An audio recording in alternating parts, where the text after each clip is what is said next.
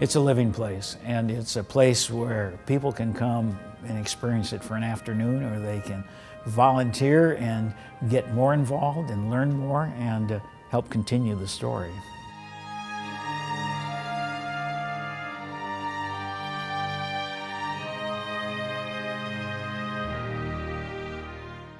The story of Pioneer Hall began more than a century ago, and throughout the years, it has stood as a tribute to Washington State pioneers. They made everything possible that we have here today. Their story of courage, faith, and fortitude is reflected throughout this hall, in the exhibits, in the books, and on every wall. It's just a wonderful place to come. Even the smallest details of bygone days are meticulously recreated. Their stories are here in the building. Walking these ancient alderwood floors will take you to another time and place.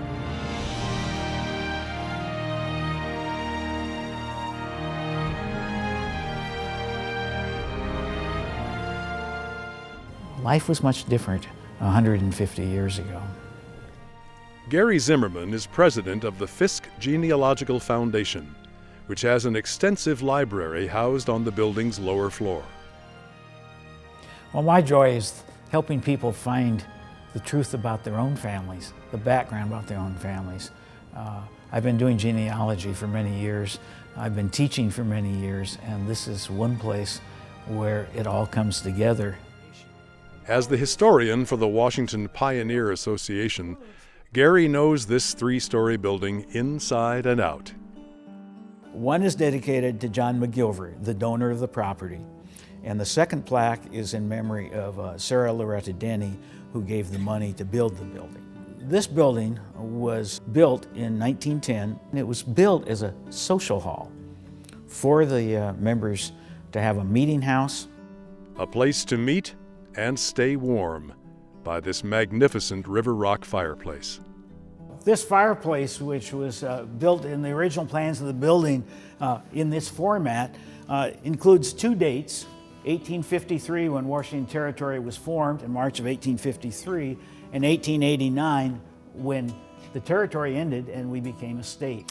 This very large picture came later. It's a charcoal drawing of the D.B. Ward family that had come to the Seattle area in 1853 in the wagon train that came across Natchez Pass. That was the first pioneer crossing of the Cascades north of the Columbia River. They were so courageous. It was just amazing. Claire Rahm's ancestors were among that brave bunch of pioneers.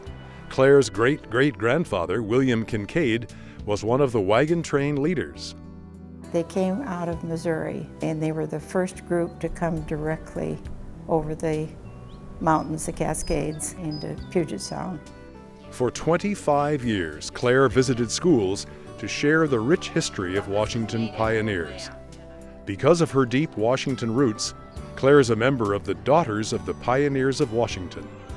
The Daughters formed in 1911 a group of women here in Seattle and decided they wanted to get together and meet. So much has happened in this hall. You think of the gatherings that they've had through the years. The daughters of today still meet at Pioneer Hall. Each one has her own family saga. They came in a wagon train from Ohio to Seattle. And the last part was by Indian canoe. They came to Seattle in 1868.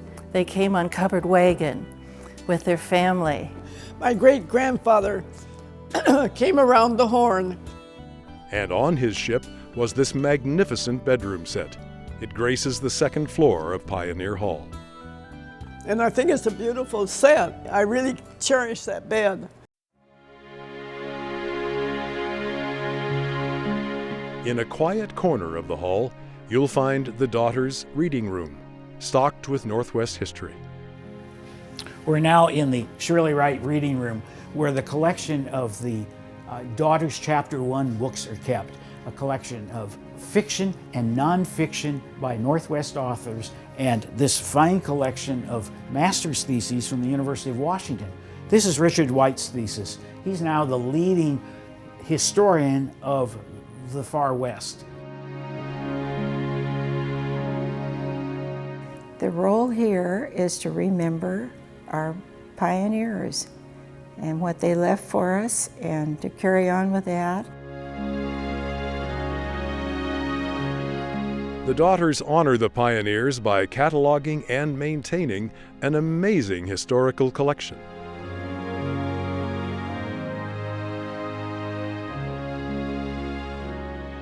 Up on the second floor, we have the exhibits that deal more with housewares and the life of the families. You see a little children's display. We have a little dresser that Henry Yesler made with no nails. It's interesting to look at it. We have a little cradle. A little premature baby was in there, pioneer time. And then we have some of our dresses on display up there. And hats. We have 200 hats.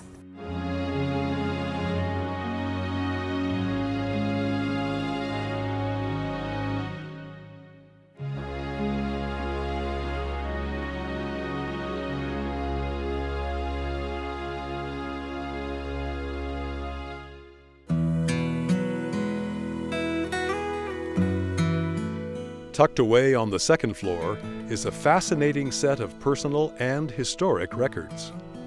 So this collection here is the collection that we got from the State Association of the Pioneer Daughters. And what was particularly interesting was this collection from Mr. McCardle, who had kept an index of everything he read by making little strips and putting it in the notebooks. And it was rubber cement, so he could always change them so they were in alphabetical order.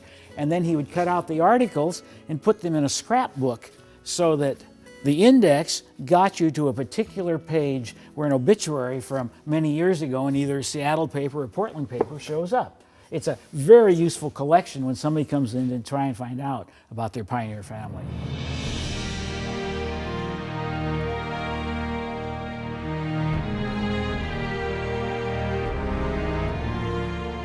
Everything they did was so momentous. It was the start of schools. They wanted schools right away.